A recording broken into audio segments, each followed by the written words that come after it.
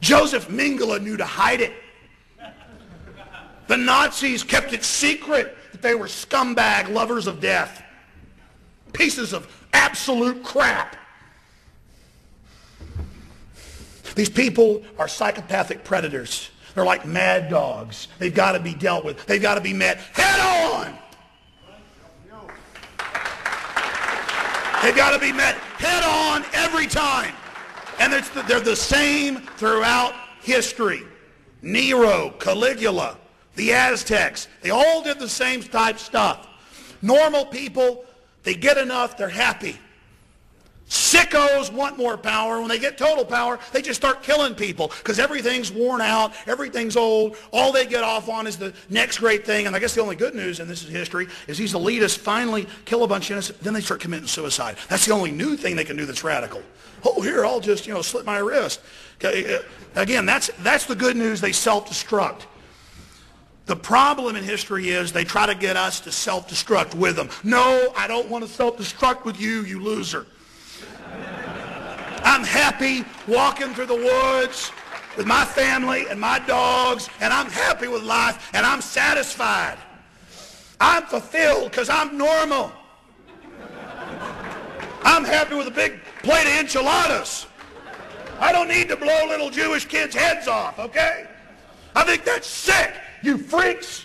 And I think John Yoo and Alberto Gonzalez are the scum of the earth, and I'm not afraid of them.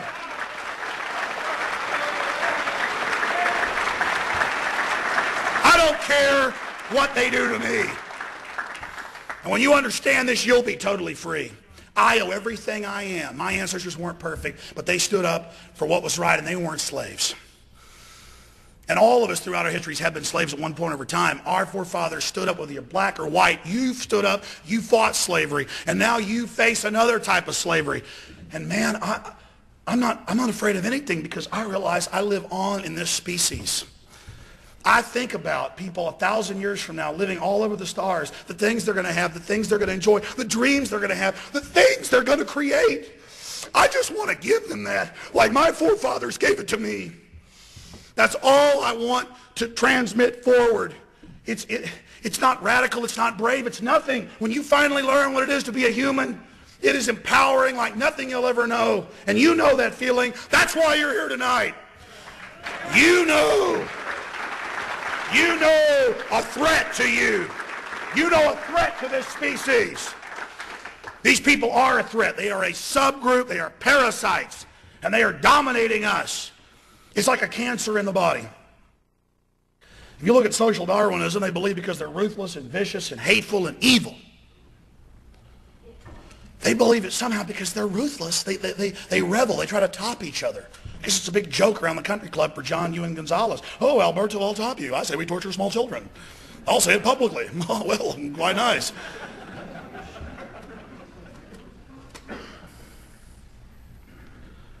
There is no doubting the fact that we must resent and we must resist these people who are just the darkest souls that you could ever imagine.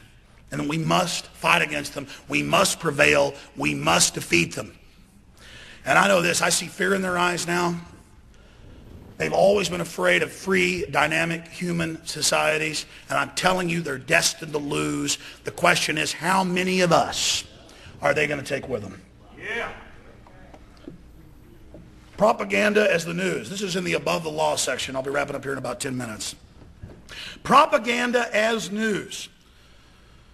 We've always known since Operation Mockingbird. What's a mockingbird do? It hears a sound, it repeats it. That's a well-named thing. Most news isn't CIA, just the top stuff is. And then others who think it's successful to repeat it, parrot it. Or like a Texas state bird, they mock it. They repeat it ad nauseum. They quack it. And we're looking at 1.6 billion we know about in the last 2 years spent on fake news and buying reporters. And the Congressional Budget Office, the General Accounting Office, they all said, here's a whole bunch of federal laws. Every count of this is a felony. There's thousands of them. Thousands. I mean, and the news, when it broke, had to cover just one case. Okay, Armstrong Williams, he took $240,000 to pass Head Start, to promote it, to say he was for it. That's 240-something thousand out of $1.6 billion. $1.6 billion in fake news. They tell us, Iraq's got democracy, they've got freedom. Turns out all their papers, if you write something that criticizes the government, you get 30 years in prison or killed. Sometimes with your family. I mean, this is the freedom, and domestically, this fake news is going on. So be aware of it. You can always spot it like a $3 bill. It's like the story with Iran. Those Iranians are now going to make Christians, Zoroastrians, and Jews wear special tags. And it turns out it was all a lie. Same thing with the baby with the incubators. You can learn to spot these news stories. When Sean Hannity gets up and says, I think every child needs a microchip, folks, there's probably some cash going around. I'm just guessing there. He's retarded. Yeah. So, NSA spying. None of this stuff's secret. I read industry publications in '96. Many of my listeners have been hearing it for that many years, where they said they passed a federal law to put in the $9 billion of control grids. And I've been saying for years, every major phone company has an NSA office in it. What did you hear about San Francisco and the rest of the country a month ago? Not that I had some crystal ball. The industry publication reported they paid to put it in. It's like USA Today. You all got free if you're staying here at the hotel today. It says, oh, guess what? Your cell phone, a new service, can track you down to a few feet. That was passed in '96, became law October 1st, 2001, and passed as law that the regulation be implemented by 2001 to be clear. And all of this is happening. All of this is going on. And it doesn't intimidate me. It shows they're scared, like the eye of Sauron trying to look down from Mount Doom to see what we're doing. It's a panicked control mechanism. I don't care if you watch me. I don't care if you track me. There's more of us, tens of thousands to one, to every one of you.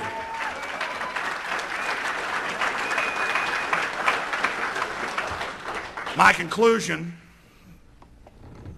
put simply, is that the people are waking up.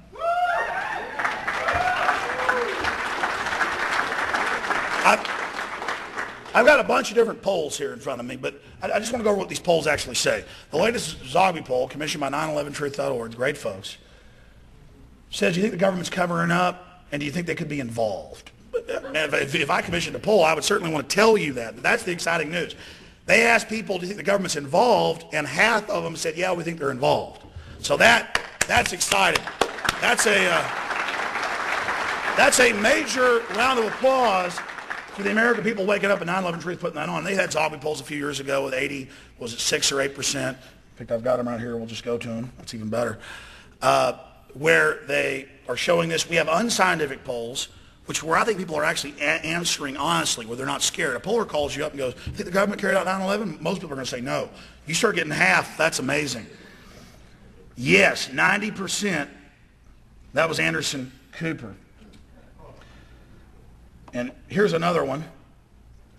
Again, 90% believes U.S. government cover-up on 9/11. That's from a few years ago. And then they have the newest Zogby poll, finds over 70 million voting-age Americans support new 9/11 investigation. And then it goes on to say the possibility of U.S. government role in the attacks. So there is the poll for you. 70 million voting-age Americans support a new investigation. There's great people here that are organizing that, and I think that is dynamic and extremely exciting, and I'm very proud to be part of it and proud to be associated with all you people here today. And then we have Charlie Sheen poll, and it actually closed. When they took it down, it was at like 86%, and then suddenly went down to 83 when they closed it. The screenshot we got is 82%. They had like 44,000 respondents on CNN in 3 days to this poll, and 83% when it closed. That says 82% were there, and believing Charlie Sheen that the government was involved.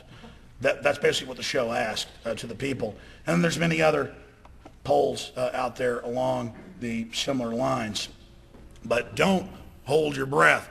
And then, of course, there's the dangers of partisanship. Folks, it's like when you go to you're at work and they got 2 vending machines in the hall.